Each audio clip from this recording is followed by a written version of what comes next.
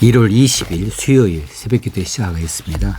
찬송가 458장 너희 마음에 슬픔이 가득할 때 주가 위로해 주시리라 1절과 2절 부르시겠습니다. 458장입니다. 너희 마음에 슬픔이 가득할 때 주가 위로해 주시리라. 아침 해같이 빛나는 마음으로 너 십자가 지고 가라.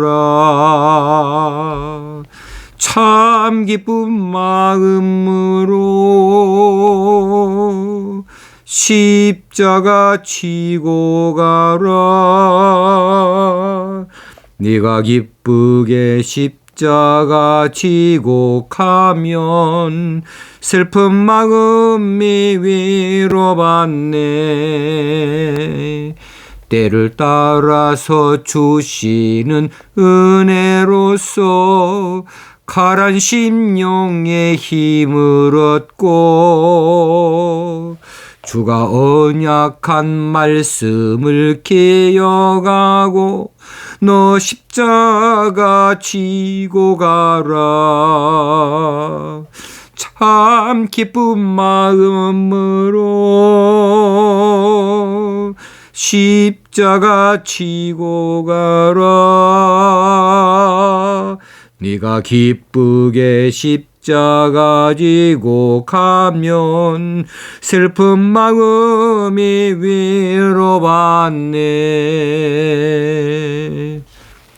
하나님 말씀 사무엘 하서 19장 24절에서 30절까지 말씀입니다.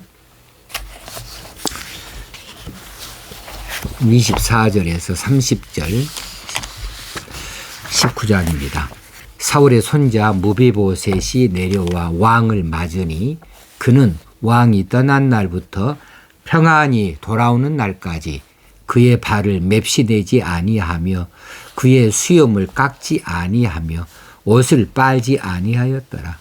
예루살렘에서 와서 왕을 맞을 때에 왕이 그에게 물어 이르되 무비보셋이여 네가 어찌하여 나와 함께 가지 아니하였더냐 하니 대답하되 내 주 왕이여 왕의 종인 나는 다리를 절므로 내 나귀의 안장을 지워 그 위에 타고 왕과 함께 가려 하였더니 내 종이 나를 속이고 종인 나를 내 주 왕께 모함하였나이다.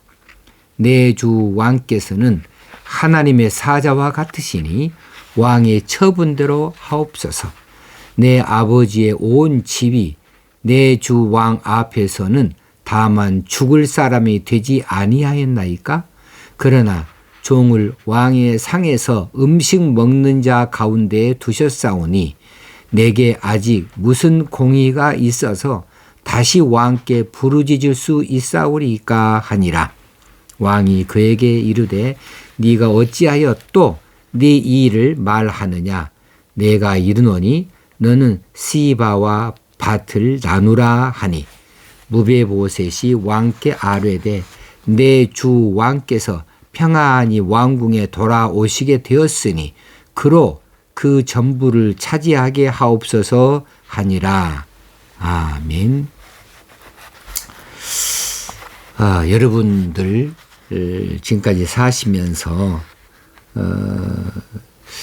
경쟁자나 혹은 여러분의 하급자의 어떤 모함으로 인해서 상사 혹시는 사장으로부터 무엇인가 오해를 받은 적이 있습니까? 사장님이 딱 그렇게 믿어버려요. 그렇게 전혀 그런 일이 아닌데 그렇게 나를 오해하고 나에 대해서 섭섭하게 생각을 해요. 그렇게 된다고 할 때에 여러분 얼마나 억울합니까? 그 억울함이 말로 다 할 수가 없죠. 그리고 그렇게 모함을 한 그 사람이 얼마나 참 그 밉고 또 밉고 또 상사 그분도 아니 세상에 들을 말을 들어야지 그런 말 같지 않은 말을 듣고 그대로 고스란히 받아들여서 나에 대해서 그렇게 쉽게 오해해 버릴 수 있는가. 그래서 그 상사조차도 어쨌든은 좀 미운 마음이 들지 않던가요? 오늘 본문에 무비보셋이 그러한 경우를 당했습니다. 이제 무비보셋의 집에 집사로 일하는 시바의 모함으로 인해서 무비보셋이 다윗 왕으로부터 큰 오해를 받고 있습니다. 그 억울함이 얼마나 큰지 몰라요. 그런데도 불구하고 무비보셋은 그 오해 가운데에 자기 자신을 지켜냅니다. 그리고 이 시바에 대해서도 그 어떤 말도 하지 아니하고 다윗 왕에 대하여서도 한결같은 마음을 나타내어 보여주고 있습니다. 다윗 왕이 압살롬의 반란을 피해서 피난길 떠났지요.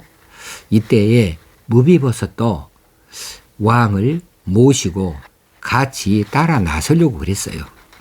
그런데 무비보셋이 양 다리를 다 절어요. 그러니까 자기가 하고자 하는 일을 할 수가 없지요. 또 나귀에 안장을 얹어야 타고 따라 나설 수 있지 않겠습니까?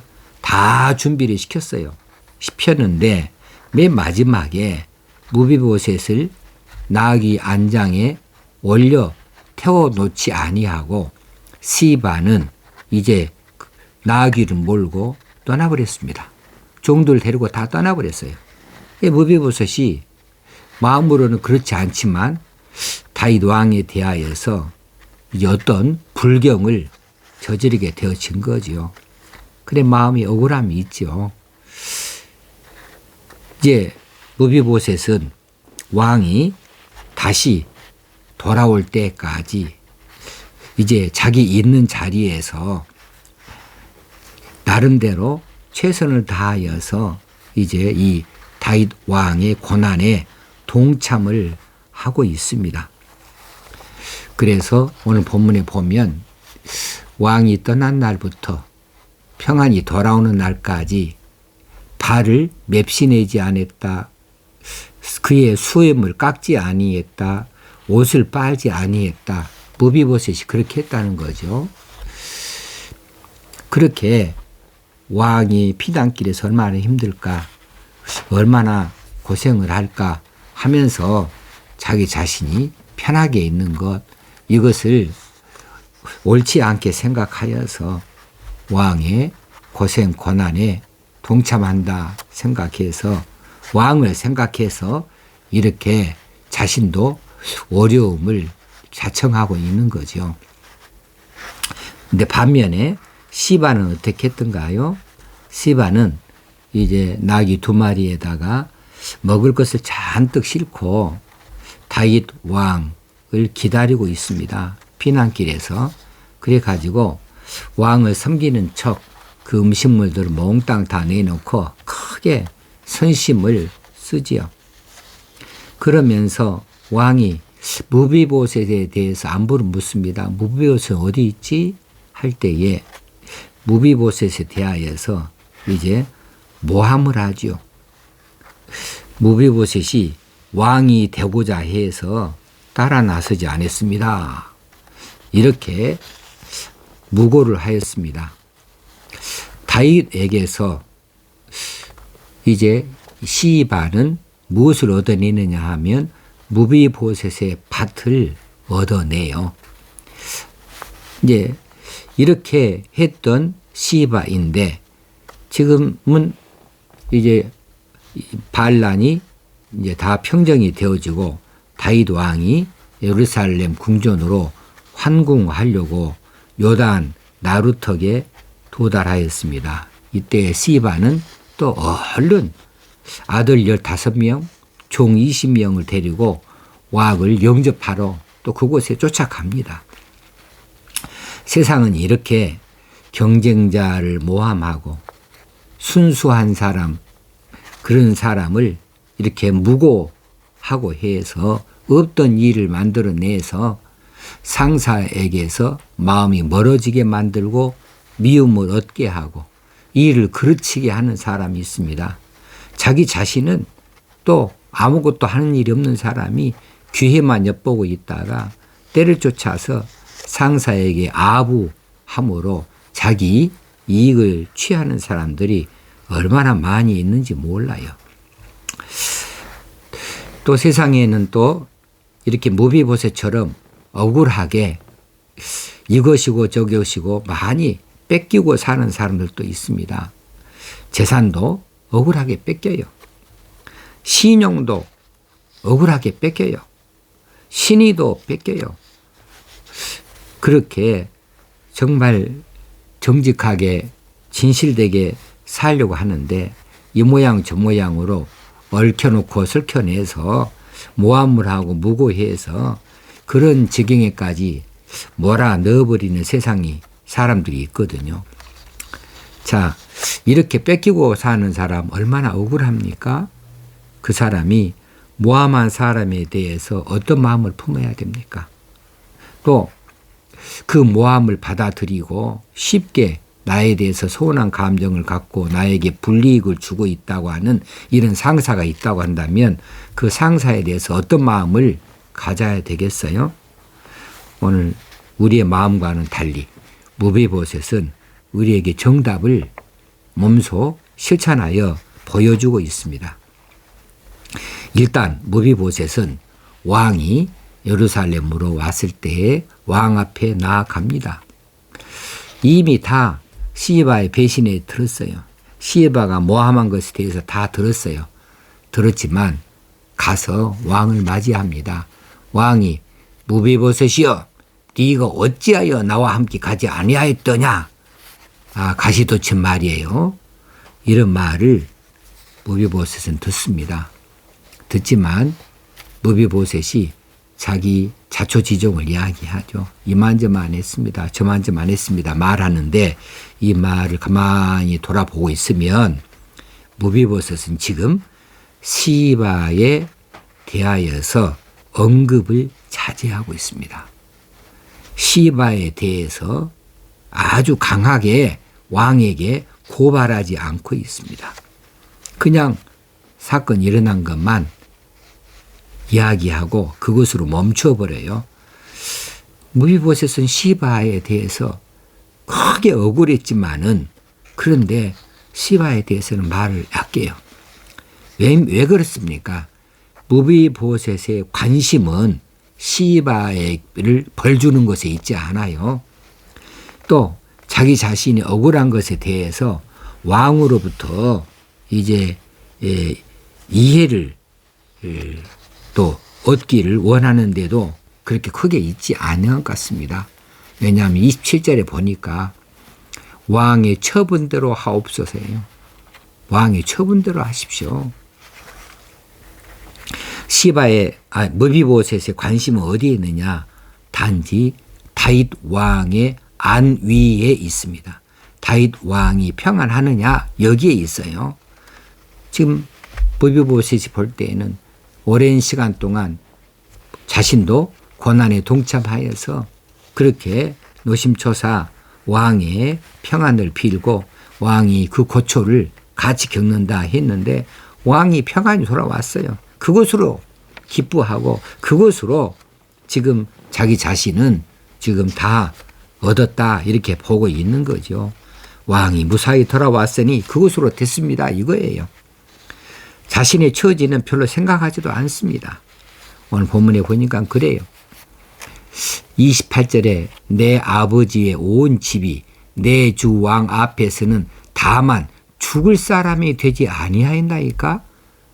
자, 무비보셋의 그 집안은 이제 왕 앞에서는 다 죽어야 될 사람이라는 거죠.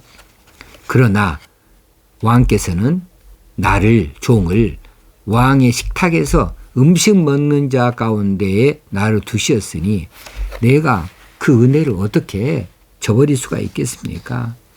하는 이야기이죠.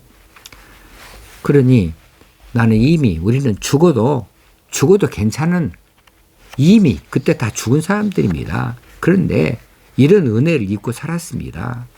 그런 것이죠.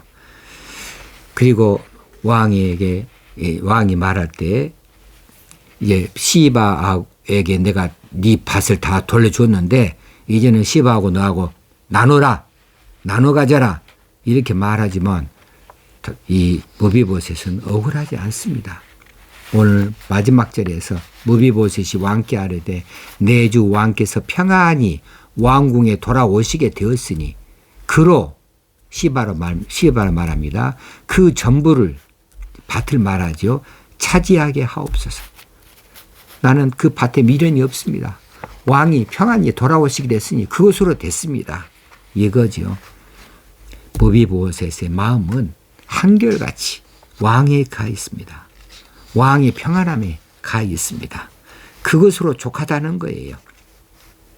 자, 이런 것을 볼 때에 무비보셋은 지금 다윗 왕으로부터 입었던 호의, 다윗이 무비보셋을 찾아내서 왕궁에 불러들이고 이제 사울의 밭을 다 돌려주고 재산을 돌려주고 그리고 사울의 종들을 다시 무비보셋에게 붙여주고 그리고 무비보셋은 왕자처럼 왕의 식탁에서 먹도록 이렇게 대우를 해 주었는데 무비보셋은 그 은혜에 대하여서 아는 자입니다.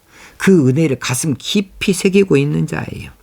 그리고 자신의 분수를 지키는 자였습니다. 이게 무비보셋의 오늘의 마음을 우리에게 말해주고 있는 바탕이 되는 내용이지요. 무비보셋은 그런 왕이십니다. 나를 살게 하신 왕이십니다. 내게 말할 수 없는 큰 은혜를 베풀어 주신 왕이십니다. 내가 그 무엇이 아깝겠습니까? 나는 어떻게든 상관이 없습니다. 왕 평안히 오셨으니 그것으로 됐습니다. 시바 원망하지 않습니다. 밭 아깝지 않습니다. 단지 내 관심사는 왕의 평안입니다. 이렇게 말하고 있는 성숙한 모습을 우리에게 보여주고 있습니다.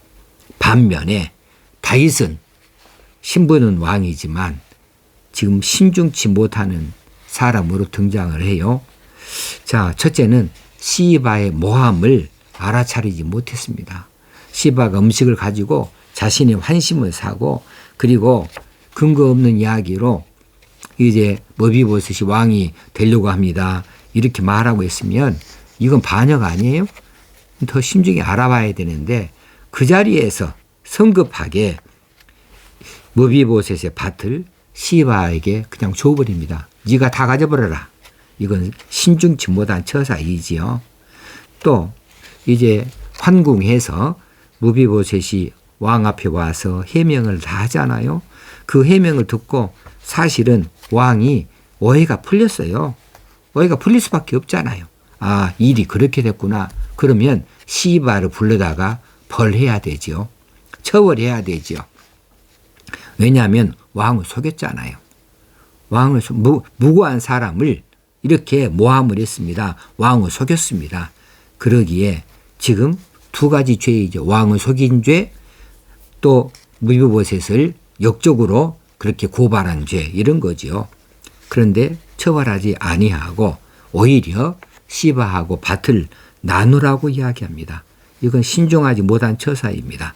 왜 밭을 그렇게 다시 뺏어서 다윗에게 주지 못합니까? 무비보셋에게 주지 못합니까?